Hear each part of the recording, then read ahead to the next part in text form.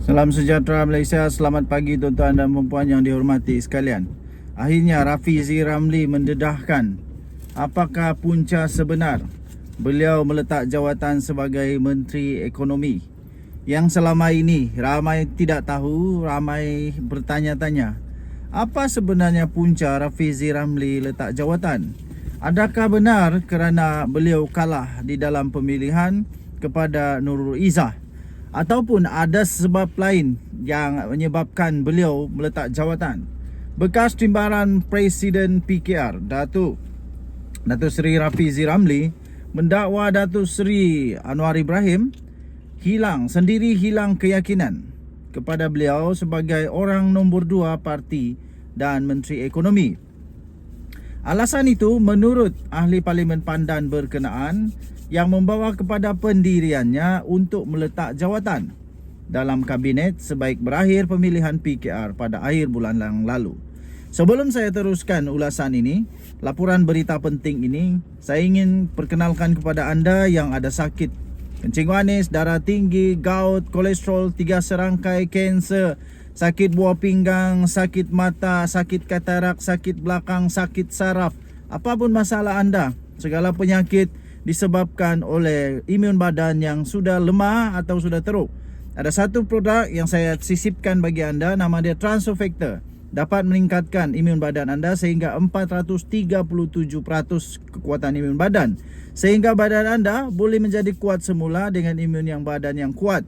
Boleh menyembuhkan badan anda sendiri. Okey, kerana itu tuan-tuan, mari kita berikhtiar untuk meningkatkan imun badan kita untuk dapat sembuh daripada penyakit. Bagi anda yang memerlukan, sila dial nombor yang tertera. Baik, kita teruskan. Tuan-tuan dan puan yang dihormati sekalian, Rafizi Ramli, seorang yang sangat penting, akhirnya membuka bicara, akhirnya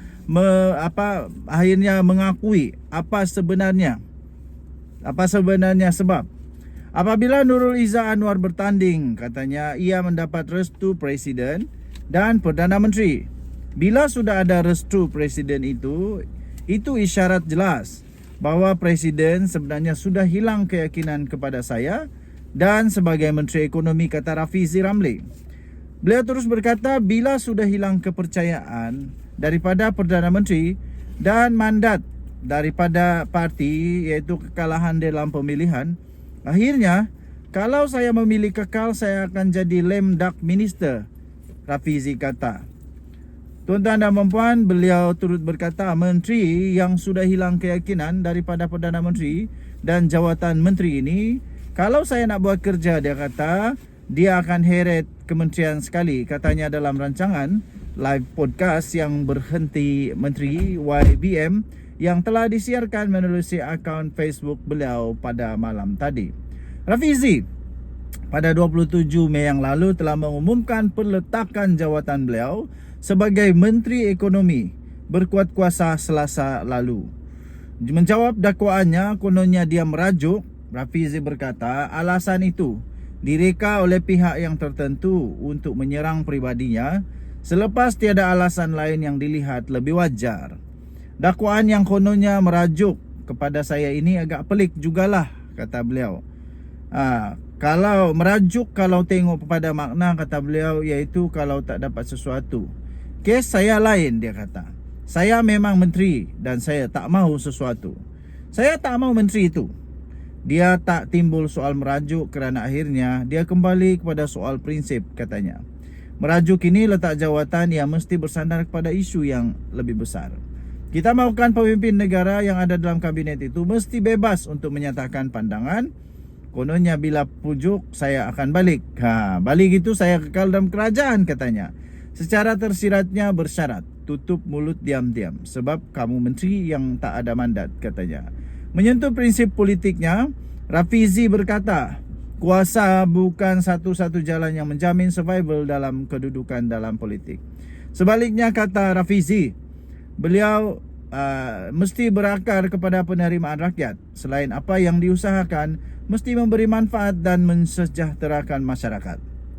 Tinggalkan komen anda. Kita jumpa lagi. Bye-bye. Salam sejahtera tuan-tuan dan puan yang dihormati sekalian. Bersatu main bola tak lihat tiang gol. Memang lucu sikit lah. Tapi kadang-kadang ini berlaku dalam politik. Nak cuba kenakan orang tapi terjaring gol sendiri. Kesian jugalah, kadang-kadang memang terjadi. Janganlah sampai nak kenakan orang kena muka sendiri. Bersatu hari ini sedang diuji dengan kebersatuannya sendiri. Ujian ini harus mengambil ikhtibar daripada perang politik dalam PKR yang berantakan sehingga 2 menteri berundur. Bagaimana ini menampakkan satu kegagalan yang agak teruk kepada bersatu. Okey, tapi sebelum kita teruskan, saya ingin kongsikan satu produk daripada Transfer Factor, daripada For Life Research. Transfer Factor. Okey, ini adalah produk saintis. Dia sudah terbukti secara saintis dengan laporan saintis daripada yang ni Woodland Health Report. Dia disebut sebagai miracle molecule. Okey. Dia boleh meningkatkan imun badan sehingga 437% imun badan. Yang ini bukan testimoni. Orang saintis, doktor-doktor tidak minat dengan testimoni, tapi minat hanya dengan bukti saintis. Ini ada buktinya. Kedua, bukti seterusnya ada termasuk di dalam Physician Desk Reference. Ini doktor-doktor mengakui. Ini buku ini adalah buku kamus doktor-doktor. Sebelum bagi apa-apa produk dekat seorang sakit, ini rujukan mereka. Transfer Factor memang sudah masuk dalam ni. Seterusnya, bukti saintis yang ketiga, ini ada clinical abstract. Tengok berapa banyak kajian saintis dia. Ini bukan sedikit. Ini kajian saintis yang sungguh-sungguh. Okey. Kajian daripada Amerika, daripada Jepun, Meksiko, daripada macam-macam lagi lah. Okey, macam-macam negara yang buat kajian.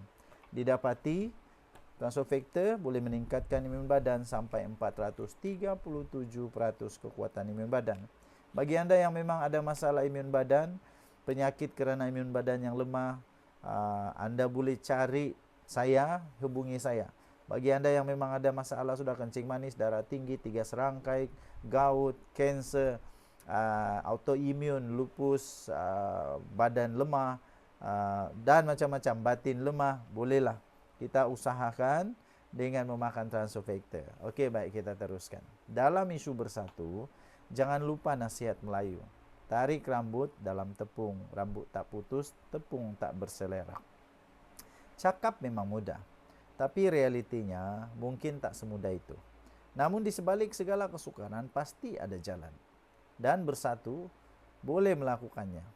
Apa masalah utama di sini? Kisahnya bermula selepas PRU 15, di mana Perikatan Nasional dilihat lesu, lemah dan tumpul. Kelemahan ini bukan saja ekoran kesilapan strategi dalaman pembentukan kerajaan, tetapi kerana pelbagai tekanan dan pendakwaan kes di mahkamah. Dalam Perikatan Nasional, suka atau tidak, tiang serinya adalah bersatu. Walaupun kerusi yang dimenangi lebih kecil berbanding PAS. Kenapa bersatu tiang serinya? Kerana faktor bersejarah dan legasi politik. Apa punca kelemahan bersatu? Seperti juga naratif dalam pasca PRU 15, kepimpinan utama bersatu kini mengalami demam dan ia menular dalam keseluruhan organisasi. Demam ini juga berpunca daripada kelelahan menghadapi tekanan politik yang silih berganti. Ini suasana normal dalam dunia politik sebenarnya. Tapi kalau kita samakan ini dengan sukan bola sepak. Apabila kapten pasukan tercedera atau pancit, maka seharusnya masalah ini diurus dengan mudah, iaitu dengan membawa masuk pemain gantian. Bukannya kapten berpura-pura cergas.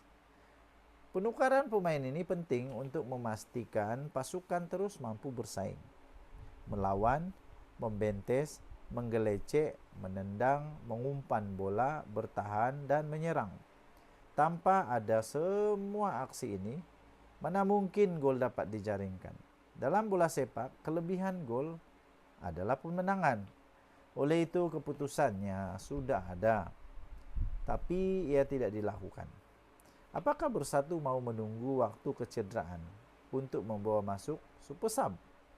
Jika itu strateginya, apakah cukup masa? Cukup masakah Bersatu bagi pemain gantian itu melaksanakan tugasnya?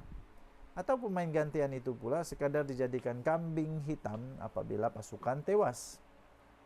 Winston Churchill terkenal karena kemampuannya mengurus dan memimpin negara ketika Perang Dunia Kedua. Tetapi Churchill dilihat tidak mampu memimpin negara ketika perang ekonomi hingga dia tewas dalam pilihan raya. Begitulah sejarah memberitahu kita tentang peranan seseorang pemimpin dalam satu-satu keadaan. Begitu juga dengan Muhyiddin Yassin, yang secara kebetulan menjadi Perdana Menteri ketika gawat COVID-19. Ketika itu dia dilihat berjaya mengurus keadaan dengan baik. Namun itu ketika dia berkuasa sebagai Perdana Menteri, bukan sebagai pembangkang. Keadaannya berbeza pada hari ini. Kini tuan-tuan dan puan-puan, apabila tidak lagi berkuasa, Muhyiddin nampaknya dilihat tidak mampu menjadi pemimpin pembangkang yang jitu dan garang. Sebaliknya, dia dilihat terus bernostalgia seolah-olah masih menjadi Perdana Menteri. Rakyat hari ini memerlukan ketua pembangkang yang berani, bukan pemimpin yang dilayan seperti Perdana Menteri. Inilah punca masalah hingga menjadikan PN lemah. Kekuatan atau kelebihan rakan komponen pas tidak ada gunanya ketika ini kerana nahkoda kapal tidak berfungsi sebagai nahkoda. Apabila keseluruhan Perikatan Nasional lemah, mereka juga dilihat tidak mampu mengurus suara daripada rakan pembangkang yang berada di luar PN. Hingga kini Muhyiddin Yassin dilihat tidak mampu menyatukan suara-suara NGO dan parti-parti politik lain yang berada di luar PN. Kekuatan pembangkang tidak diurus dengan betul. Sebaliknya, kerja-kerja penyatuan ini dibuat oleh Dr. Mahathir Mohamad yang lebih lanjut usianya. Realiti ini amat menyedihkan buat semua kumpulan pembangkang. Ia cukup pahit untuk ditelan, tapi itulah hakikatnya. Apakah ada jalan keluar untuk pembangkang, untuk Bersatu dan PN? Jalan keluar itu ada, namun yang paling sukar ialah untuk memilih atau membuat keputusan. Dan setiap keputusan yang dibuat oleh kepimpinan Bersatu akan memberi kesan kepada seluruhan pembangkang dan negara. Negara memerlukan kesatuan, pembangkang dan pembangkang memerlukan kapten yang berani. Itu saja. Sebagai komponen teras dalam Perikatan Nasional, Bersatu sepatutnya perlu untuk bangkit agar kebangkitan Bersatu boleh memulihkan kekuatan PN dan pembangkang. Jika tidak, pasukan ini akan bermain bola tanpa mampu melihat di mana tiang golnya. Oke, tinggalkan komen Anda. Bye-bye.